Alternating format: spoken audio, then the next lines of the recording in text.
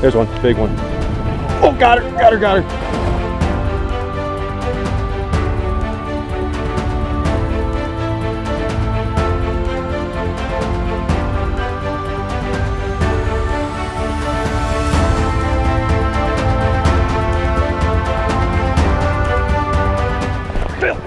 one.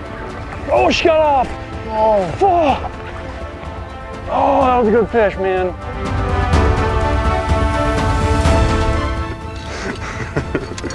That's why you musky fish.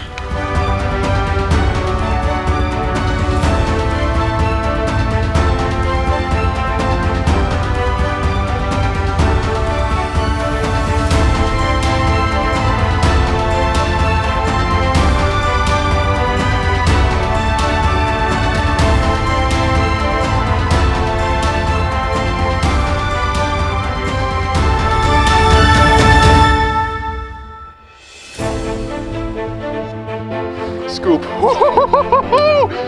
Eclipse. Let's go.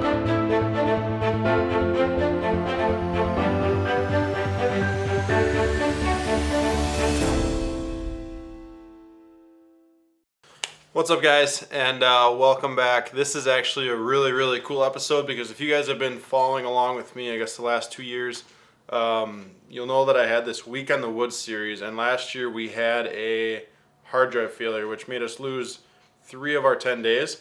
We lost some really incredible footage, which really sucked. Days 1 and 2 and 10 were amazing. We had some really good footage, but we got really lucky, I guess, and I found the card that I had in my head cam from day 10. That card was never formatted. I must not have ever used that card again later in the season, so it still had the footage from day 10. So I'm gonna be able to show you guys what happened on that day. We caught 3 incredible fish, and it's here. I can't believe it. When I found this chip, I was ecstatic. I called Forrest and Ryan right away, told them what happened, told them I found it. It's obviously not nearly as much as we wanted, but it's something. But I'm gonna get into a little bit of what our game plan was for that day, and kind of where we were headed, because this is going to be a little bit kind of a different video, because I'm going to be able to kind of talk you guys through it, looking back at it, and maybe answer some of the questions I get a lot about how I approach Lake of the Woods for certain days and weather conditions and stuff like that. So this is going to be a good one. Good.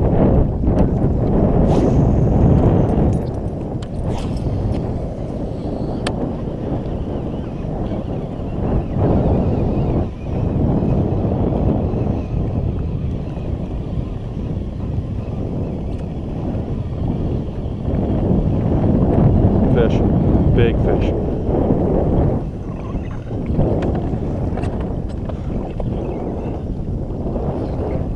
Schiller,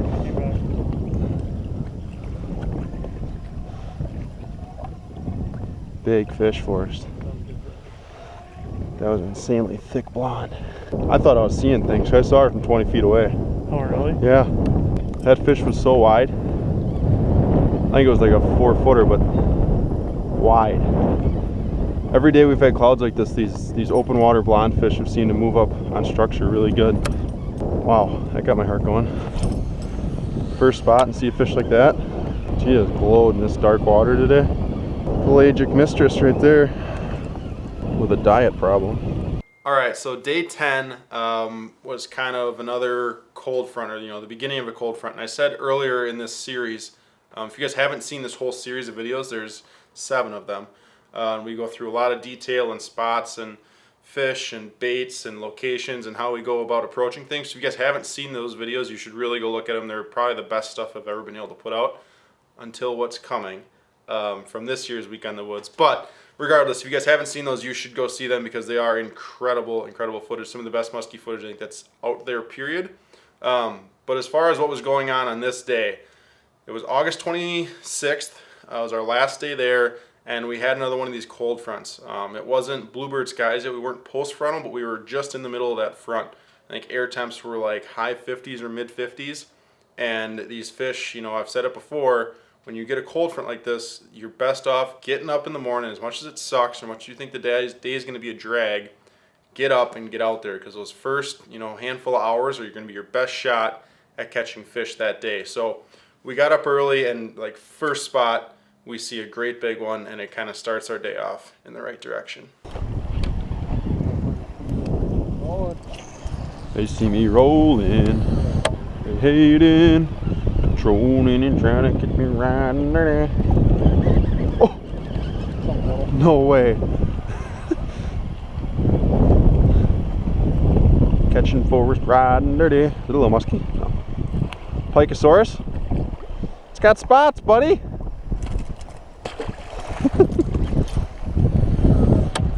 You like pike?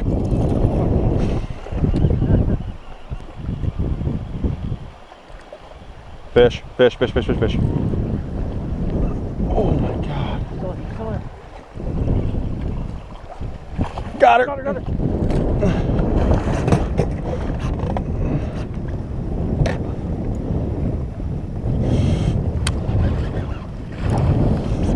Oh, I don't think she's hooked very good.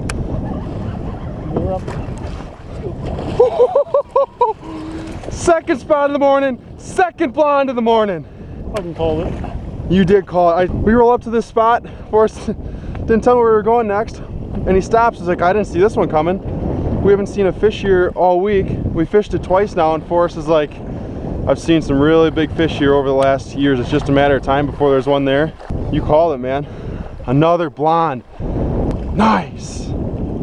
So hot. She came in so hot, she flared. I thought she was gone. Well, the way I figured it, like I had to figure it over her head, or I wouldn't be able to keep my blades going. And you said you saw her spin around? Yep. Next turn. Boom! Fish are gonna go today. Yeah. We said that. We gotta get going. Bait's out. Bait's out already. So that was about as good as it gets. I had a little power play. Forrest got caught up with a pike in his first cast, and I ended up bringing this fish in the third cast. Came in, flared off, came back, ate the bait. Awesome figure eight, super cool fish, beautiful fish. These open water pelagic fish that slide up and generally aren't beat up at all. They don't see very many baits. So when these fish slide up during these cold fronts, they're, I don't want to say dumb because they're still muskies, but they're a lot less pressured and sometimes a lot easier to get into biting, especially boat side and Lake of the Woods. It's classic figure eight stuff. But as far as like with this weather pattern, we were, even with an east wind, we were just fishing the east side of the stuff, all the wind-blown stuff. Don't be scared of the wind. The wind is your friend, especially when fishing rocks in Lake of the Woods. Remember too, you know, when you get these winds, fish the shoreline that has the wind on it. That's where all that warm surface water gets pushed to. So we were fishing an east wind, and all those, you know, shorelines that are facing east are going to have all that warm water pushed up on it, versus where it's calm, that water is actually going to be cooler because all that surface water got blown away from there. So some of these fish are just trying to stay in the warm water, and you know, they're just sitting there waiting for bait fish to get pushed up with this big east wind that we had, and obviously it worked for this one and our fish to come. So did this fish get hooks or no? Nope. The water is so clean. This main drag is the only place I could find clean water. And it's just the perfect little bay for it to get out of the wind and current.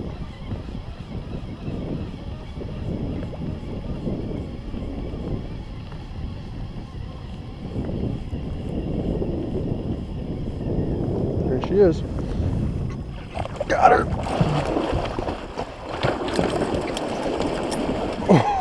Oh, head shakes, head shakes.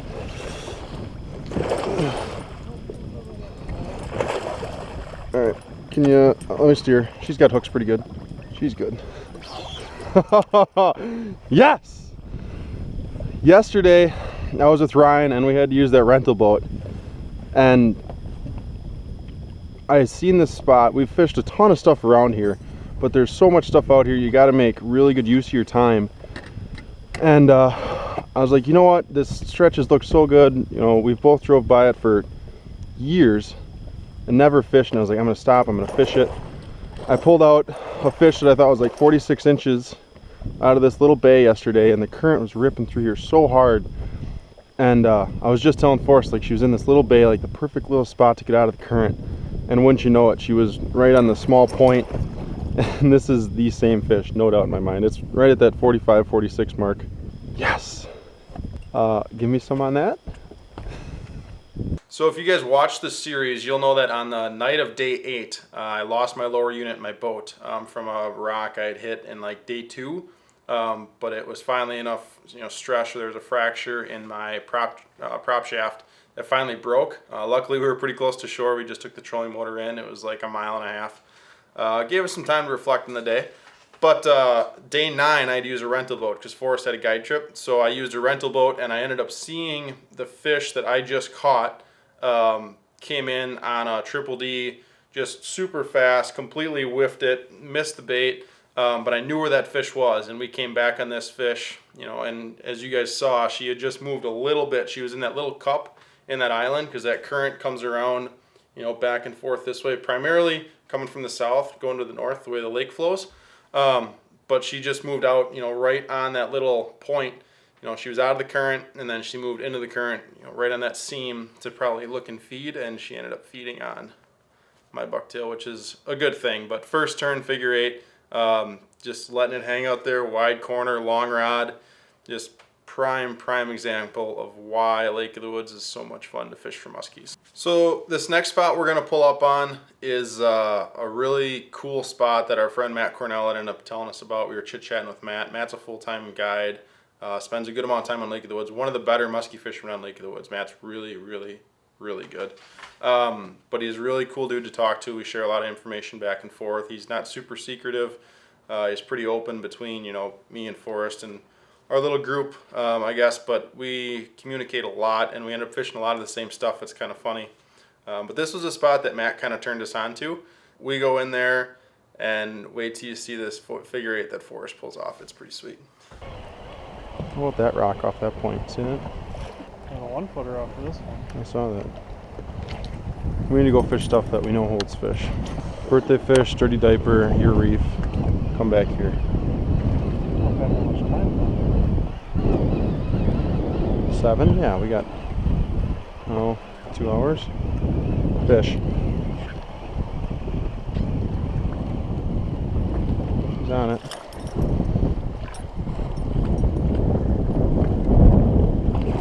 Nice.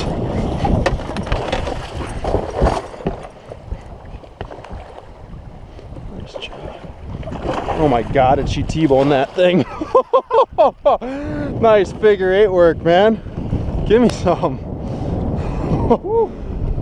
I didn't even see her hit it. It just, the water exploded. Nice. And we decided to fish a new saddle. We fished the inside. Courtesy of Matt Cornell. Yeah, courtesy of Mr. Cornell. Thank you very much. We fished the inside, didn't see none, fished the outside, Forrest saw one. Went and fished some more stuff, came back. And the fish you had up before was bigger than this one. Yes. And she was over there further. Cool, man. Nice job. Cool. Well, guys, that is going to wrap up the lost footage from day 10. I'm super happy I got to share this stuff with you guys. I hope you enjoyed it.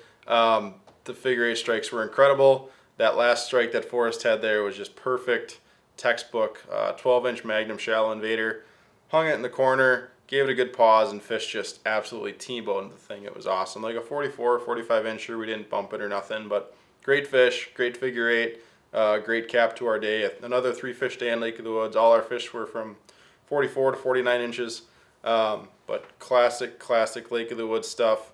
And cold fronts, guys, don't be scared of them. They actually tend to help you on certain days. You just got to get up and get after it, because you don't want to waste any time on the woods. It's too special a place to be laying in bed and thinking that it's a little cold outside or it's going to suck today or this and that. You're there, get up, and go fishing. And I just want to thank you guys again for watching. And Week on the Woods Season 2 is coming up very, very soon.